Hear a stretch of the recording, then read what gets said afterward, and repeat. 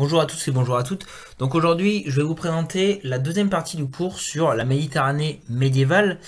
Donc je vous rappelle, cours qui amenait notamment à l'étude de trois civilisations, l'Occident chrétien, l'Empire byzantin et le monde musulman.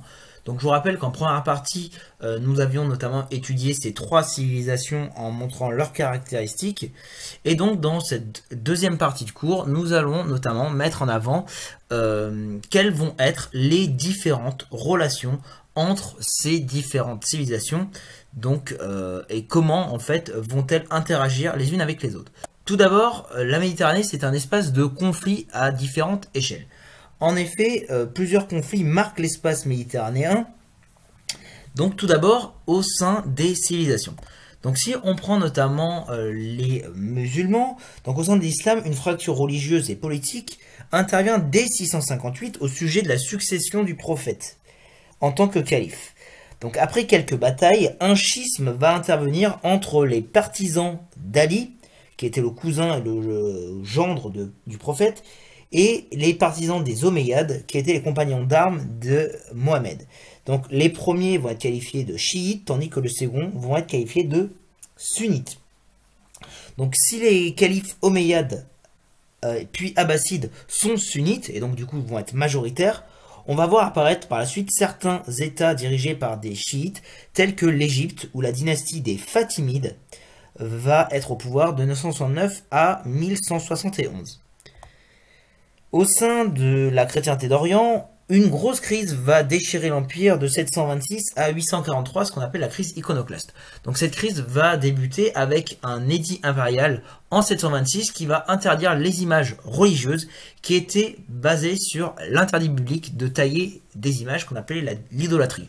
Or, le problème, c'est qu'une partie de la population ne va pas être d'accord avec cette icône, mettant en avant le fait que l'image doit être une partie intégrante de la croyance. Et donc, une guerre civile va avoir lieu et elle va s'achever sur la victoire des partisans des icônes, mais cette guerre a fait beaucoup de morts. Enfin, au sein de l'Empire catholique, on peut mettre en avant le fait que certains mouvements vont mettre en avant des croyances différentes du culte officiel et elles vont être qualifiées d'hérésie. C'est notamment le cas des Cathares dans le sud de la France ou des Vaudois dans la vallée du Rhône. Et ces différentes cultures hérétiques vont être sujets à de nombreuses réprimandes militaires, notamment des croisades vont être dirigées contre les Albigeois. Mais bon, ce sont des conflits mineurs par rapport aux conflits qui va avoir lieu entre les différentes civilisations. Donc on l'avait dit dans la première partie, il y a tout d'abord un conflit assez important qui va exister entre les catholiques et les orthodoxes, entre l'Occident et l'Orient au niveau de la chrétienté, notamment puisque le pape qui est à Rome va vouloir s'affirmer comme étant le chef de l'église chrétienne.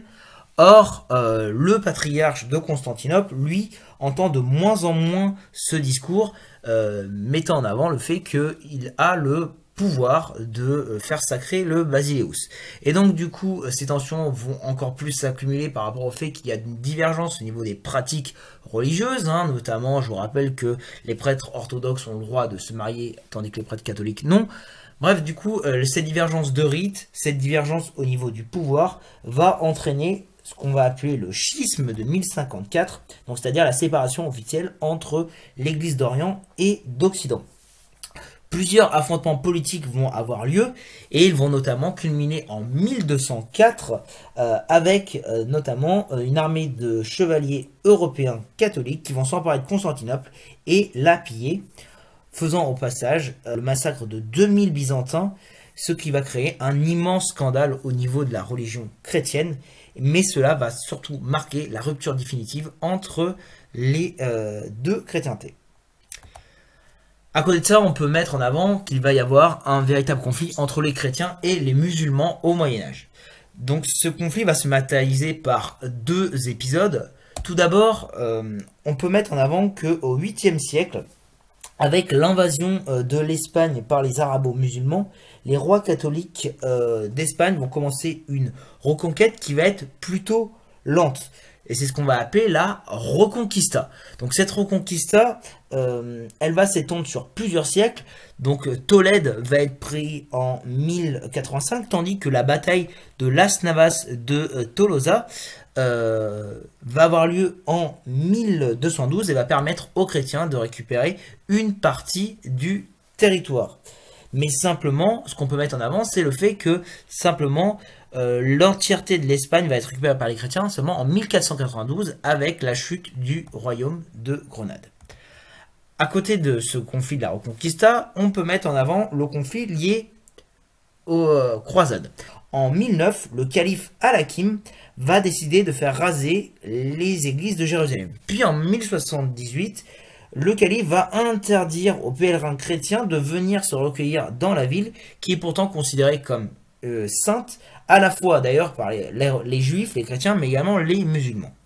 Et donc en réaction, vous allez avoir le pape Urbain II qui va décider de faire un appel en 1095, c'est notamment le discours que je vous avais juste là, qui débute par « Il importe que sans tarder, vous vous portiez au secours de vos frères qui habitent dans les pays d'Orient et qui déjà bien souvent ont réclamé votre aide ». Bref, il va faire un appel à tous les chrétiens d'Occident à venir en aide aux Byzantins contre la menace des Turcs musulmans, ainsi que il va appeler à la libération de Jérusalem et de la Terre Sainte, c'est-à-dire la terre sur laquelle Jésus a vécu.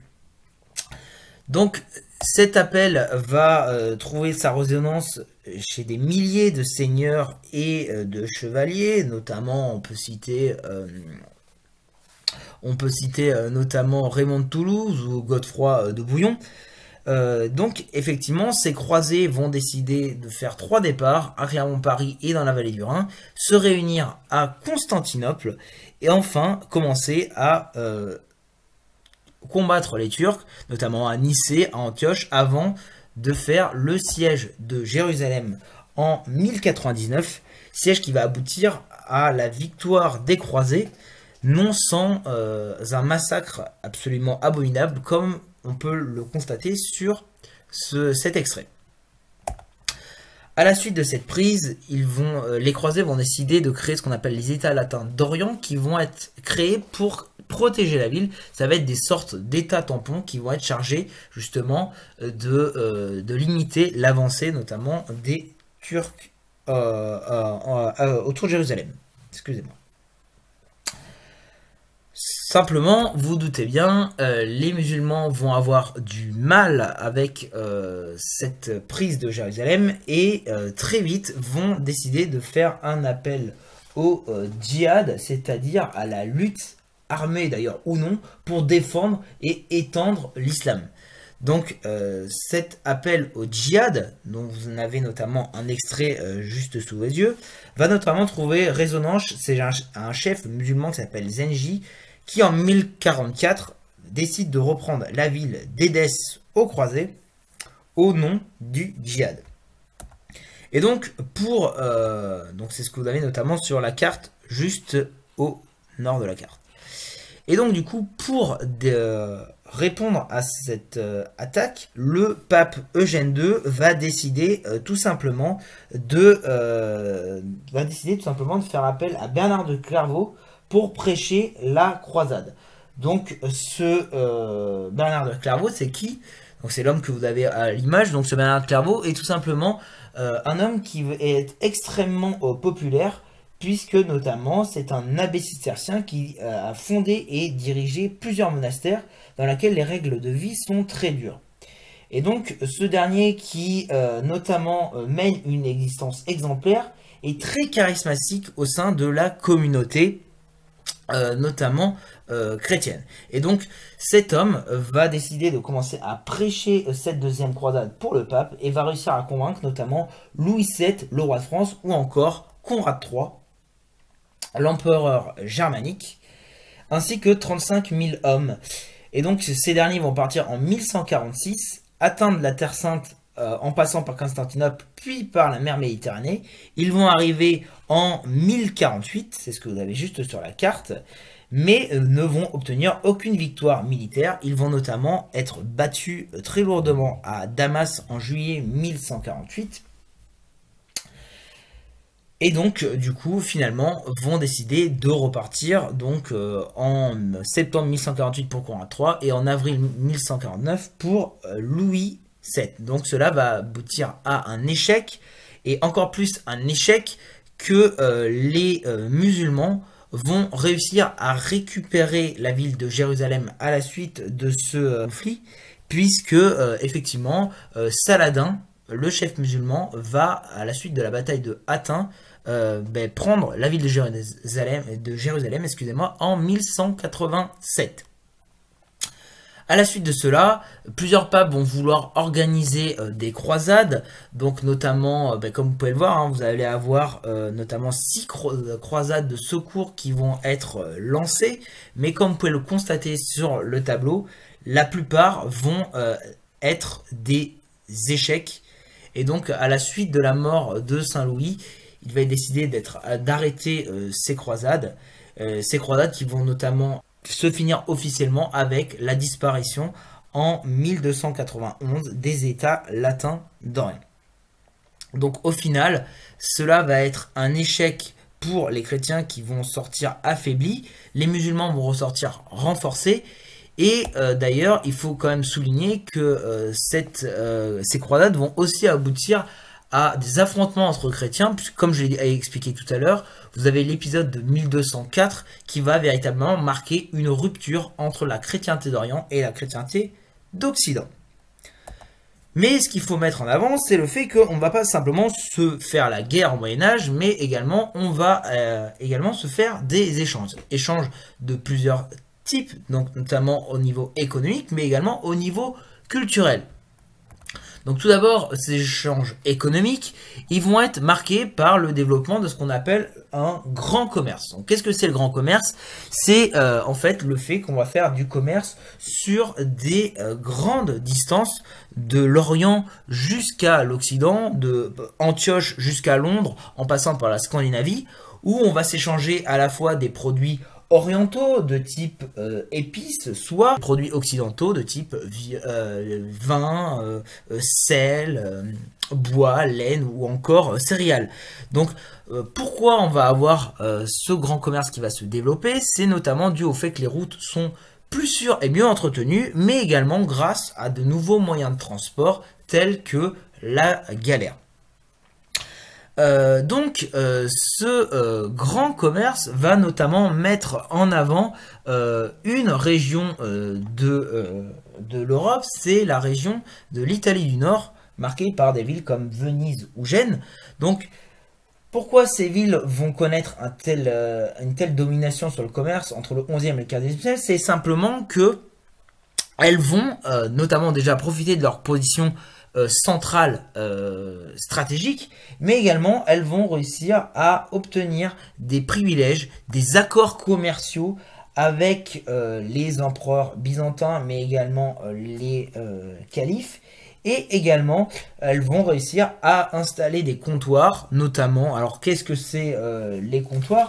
Ce sont tout simplement des établissements commerciaux qui sont fondés par une nation ou par des particuliers dans un pays éloigné. Donc, du coup, elles vont réussir à obtenir, à installer des comptoirs, notamment à Constantinople, ce qui va leur permettre simplement de développer leur commerce et de devenir puissants au niveau commercial.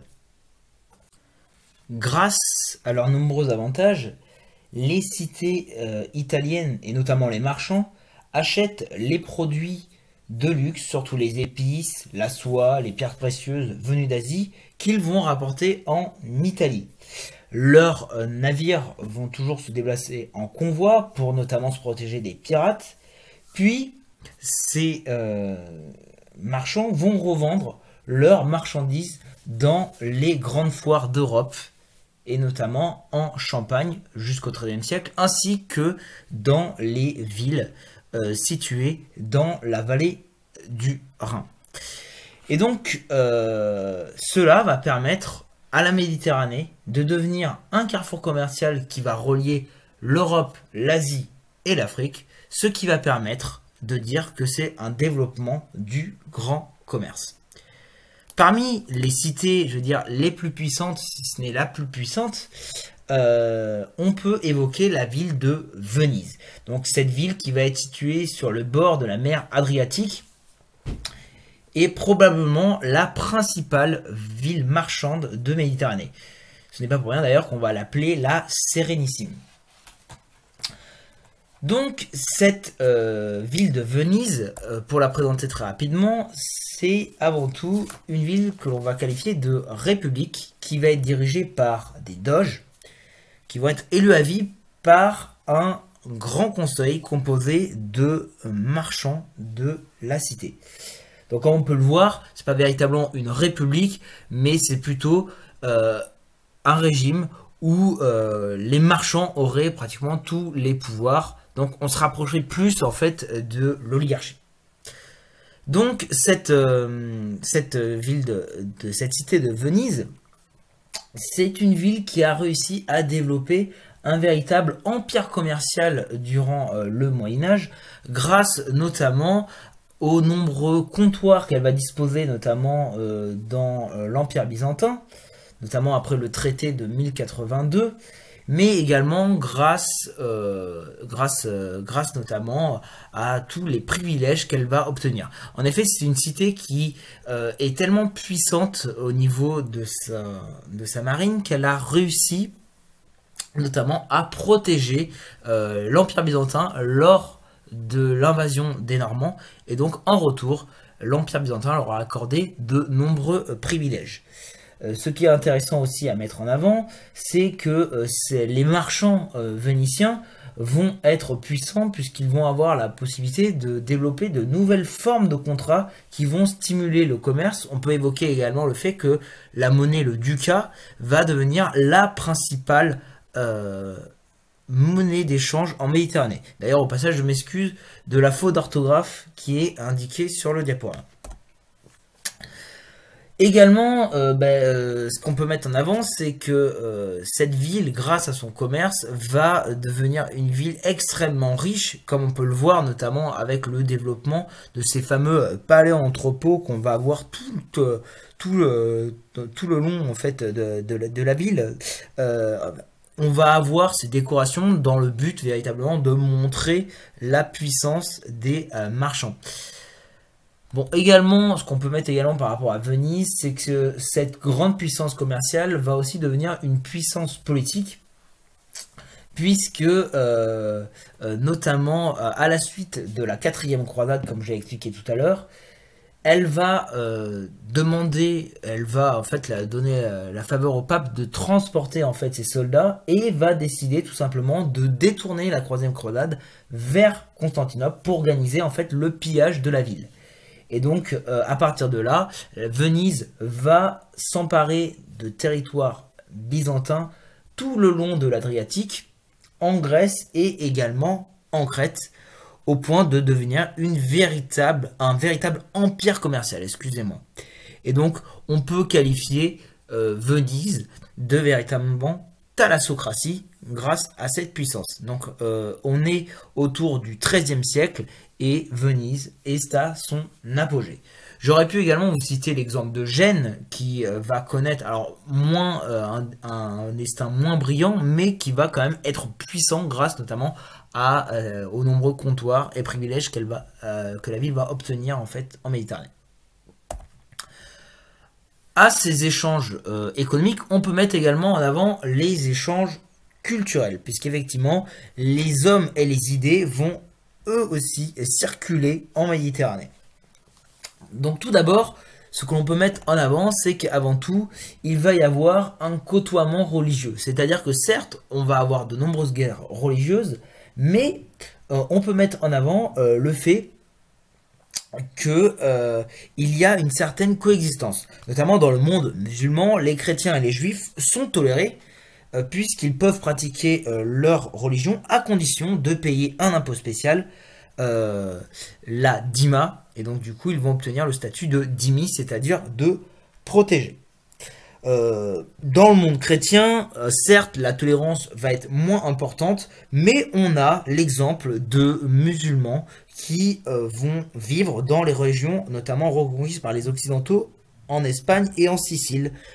Notamment, c'est ce qu'on avait pu voir en exercice en classe, où notamment on avait mis en avant le fait que, notamment en Espagne, on avait des minorités juives et musulmanes qui étaient tolérées, qui avaient notamment, là vous en avez l'exemple de Tolède sur la carte, qui avaient la possibilité en fait d'avoir leur propre bâtiment, même si effectivement ils vivaient dans des quartiers séparés. Le cas de la Sicile est encore plus exceptionnel, puisque en Sicile, les chrétiens et les musulmans vont entretenir de très bonnes relations, grâce notamment à la tolérance des souverains normands. En effet, les musulmans vont avoir leur propre bâtiment, mais vont occuper des postes très importants. Effectivement, j'avance juste là. Effectivement, on a pu voir effectivement qu'il y a une grande influence, notamment là, on peut le voir sur la chapelle palatine de Palerme, où on va avoir un croisement entre la culture chrétienne et la culture musulmane. D'ailleurs, à ce propos, on va parler de syncrétisme culturel pour évoquer notamment la situation que l'on va avoir à Palerme. Ces inspirations entre les différentes cultures, on va les voir pas uniquement au niveau architectural comme à Palerme, mais on peut mettre en avant le fait que notamment les cultures notamment chrétiennes vont s'intéresser de plus en plus à la culture musulmane. On le voit notamment avec cette traduction qui est faite en 1142 du Coran en latin.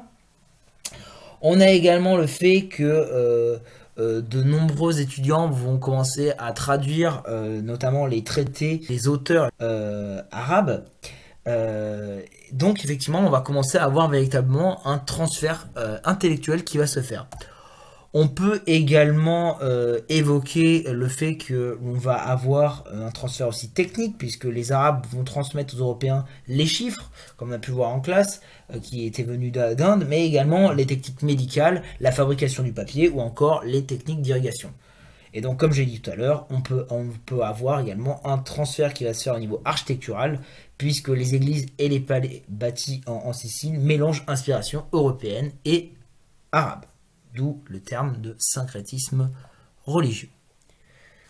Donc, en conclusion, on peut dire que la Méditerranée médiévale va constituer un espace de rencontre entre civilisations, même si le contexte conduit à dessiner au sein de cet espace des aires culturelles bien définies, on peut voir que les relations ont quand même été multiples. Donc, on ne peut pas résumer que ces civilisations en contexte de guerre, mais bien évoquer des contextes qui vont être véritablement multiples, à la fois donc militaires, mais également commerciaux et culturels.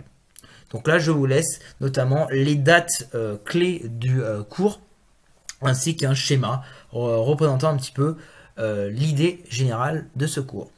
Je vous remercie.